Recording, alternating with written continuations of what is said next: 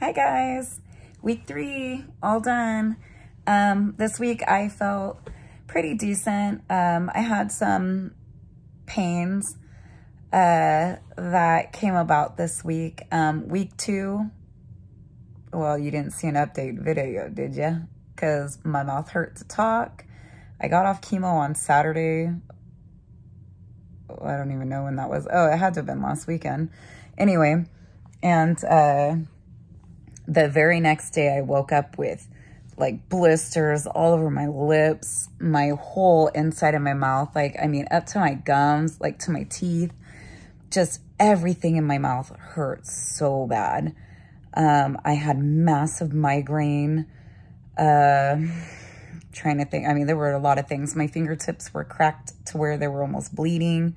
My heels were cracked to where they were almost bleeding. It actually hurt to walk. It was kind of weird because it wasn't horrible pain, but man, it was painful. So those are some of the things chemo did to me. Not to mention it just completely wiped me out. Like, I was exhausted. I did try to make videos. I don't know if I'll have the energy to try to like make a compilation for you, but some of them were just me bleh, just vomiting all kinds of weird information and totally, I do these videos unscripted, so it very much was like, oh.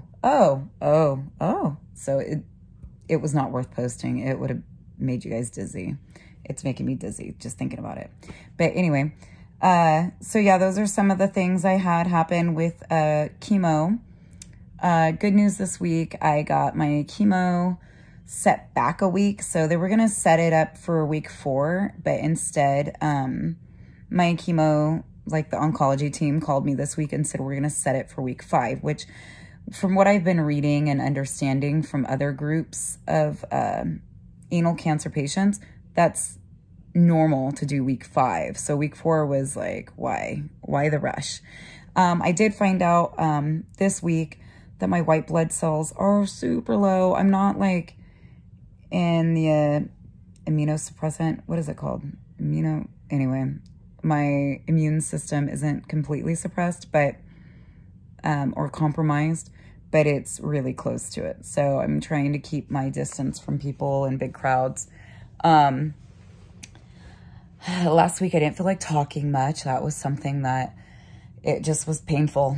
It was painful to eat, talk. I do highly recommend, if you're going to do chemo, get lidocaine immediately. There's like a mouthwash lidocaine that helped me to eat, drink, talk, anything.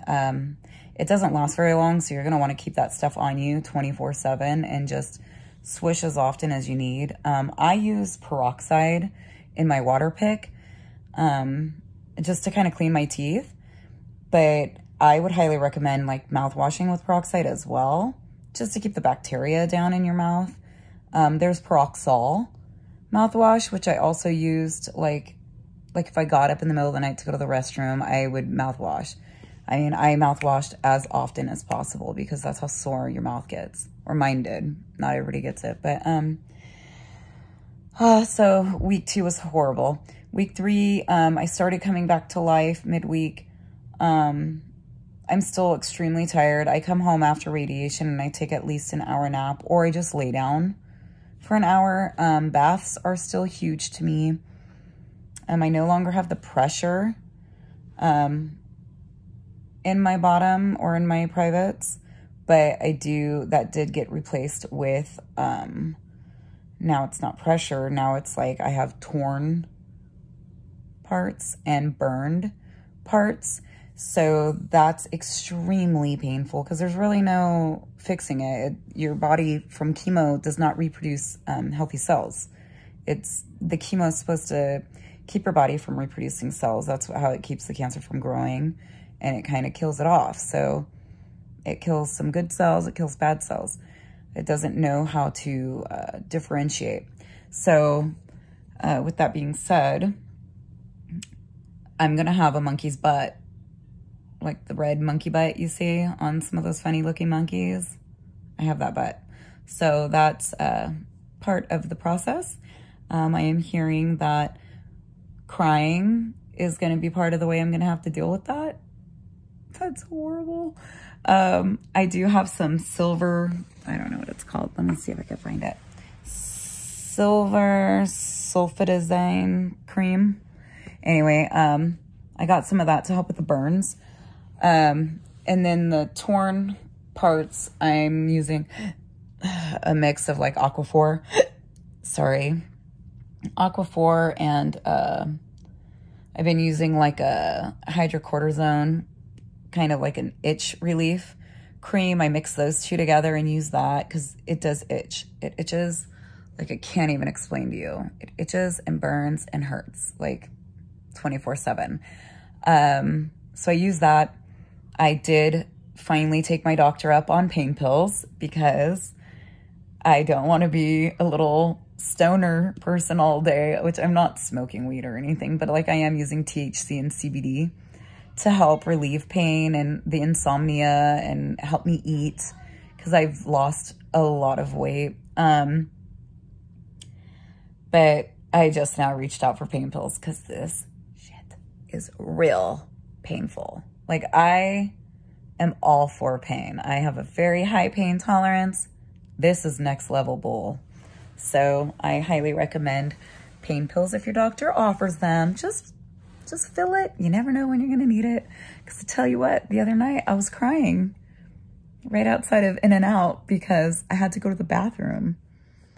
And that was the most pain I've ever experienced in my life. So pain pills, I highly recommend them. I do not by any means like pain pills, but I'm taking pain pills right now. That'll tell you how painful this shit is. I joined a group, I guess you can call it a group. There's a group of women that all have had anal cancer. It's a very specific cancer. It's very uncommon cancer. So I joined a group. They've helped me out tremendously. They're awesome.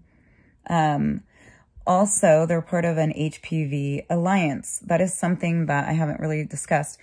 This cancer is super rare, but it's caused from either HIV or HPV. And in some cases, it's just you end up with anal cancer, which is super, super, super rare. But most of the time, it's caused from HPV. I get tested like a crazy woman every single year for STDs. I get tested for HIV. I get tested for everything under the sun every single year. Ever since I was sexually active, I have been super meticulous about that. I have never once tested positive for HPV. I actually was tested the week prior to starting radiation and chemo again, and I still did not have a positive test. It was still negative. So people, HPV is real. My cancer was tested, and it is HPV 16 strain. I think that's what they consider it. Anyway, so get your children vaccinated for HPV, please. I'm not a huge vaccination person, but there are certain things that, I mean, if you can prevent cancer, then prevent cancer. But I mean, I do think there's also many more things that go into the fact that so many people, men and women, have cancer nowadays. I mean, there's a group of 4 of my very good friends that 3 of us out of the 4 have or had cancer. That's really ridiculous statistics. It is also said that 1 out of every 2 women will end up with cancer. So it's not if you're going to get cancer, it's when you're going to get cancer. So start thinking about that, people, like what we're eating, what we're putting on our bodies. There's so many chemicals out there. So anyways, that's a whole nother show. But I just wanted to kind of update you guys. I'm doing good. I'm excited that chemo was moved back a week. I definitely feel like I need to have 1 more week of just recouping from last week's chemo. My mouth is barely just starting to feel normal. So that's taken a while. And I think that's all I have for updates. I have enjoyed having some visits from friends and family. My family's been super amazing about this. The community's been amazing. I've had people making us dinner and desserts and just like sweet little treats. It's super amazing how everybody's pulled together and helped out. So anyways, love you guys. I hope this video is helpful to some. If you have any questions, leave them below. Love you guys.